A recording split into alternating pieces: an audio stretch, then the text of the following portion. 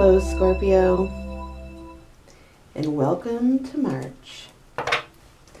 This reading is for the month of March 2020. If you're interested in seeing what is happening for the whole year of 2020, click up in the upper right corner and that will take you to your yearly Scorpio tarot reading. This is going to be a really interesting month. We start out with the first week still being in Mercury in retrograde, but building to a full moon. And so that means on March 9th and 10th, Mercury goes direct and we have a full moon in Virgo.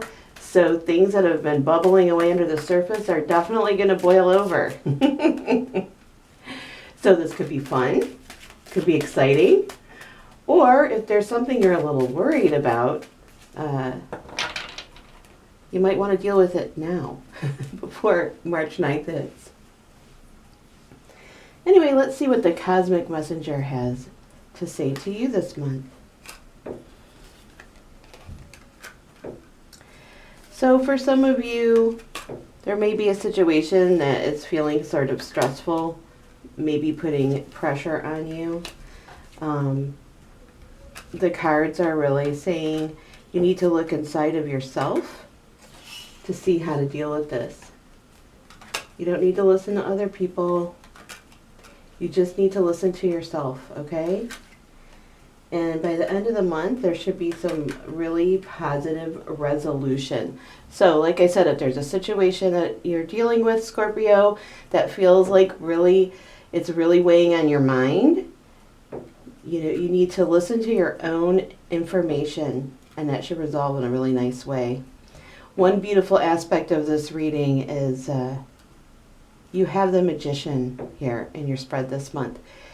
What that means is that if you can dream it, you can do it, okay? It really is a manifestation card. And in fact, coupled with the Empress, this is so powerful. You may not even have to go out and build it. You actually may have the ability to just attract it. So be your best self, put energy into working on any goals or dreams that you have, and just keep talking. Sometimes talking to people actually opens doors. I cannot tell you how many times in my life just talking about something that I want or want to do leads to it actually starting up. That's what I would suggest here, because they're saying you are just so in alignment with what you want that just actually sharing your ideas and desires can bring it to you. This can be for many things. Because the fact is you have the wish card in your outcome. There's a little saying with the wish card. It's 9 of Cups, wish comes true, what you want will come to you. And this lineup here, of these 3 cards is so powerful that this can even go into realms that need a little bit of luck, such as love. Love is not an A plus B equals C scenario. It's not like you can study for the love test and get an A.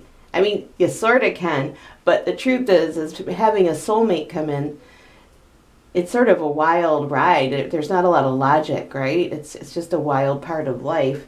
And with this sort of magical setup, get real clear on who you want to bring in if you're single and really work on it, on that vision, because it very well could happen.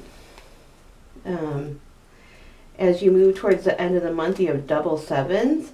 Sevens, sometimes people feel impatient with sevens because they want something to happen really fast. But the fact of the matter is anything that's worth its salt oftentimes takes investment and time, meaning do not be impatient about what you are building and don't be impatient to see the results. And that has to do with relationships, that has to do with projects, businesses. Some of you may be dealing with a kid that's sort of difficult right now. What this means is you will see small improvements, but it's an investment. It's a time and love investment, right? That's for, like I said, maybe a kid in your life, but any relationship needs investment. It isn't just like what it is. I mean, trust takes time to build. Intimacy takes time to build. And so that's a really good place to put some of your energy this month, okay? Invest in your relationships, and that will come back to you tenfold.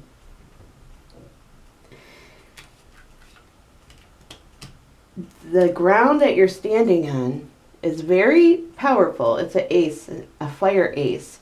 There's a lot of passion under the surface here. And like I said, on the 9th and 10th, that could explode. So let's just be cognizant of that energy.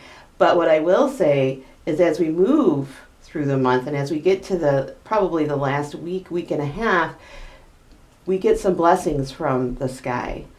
There's going to be a beautiful dance between Jupiter and Venus on the 27th. And like I said, for some of you, that love magic may come right on in.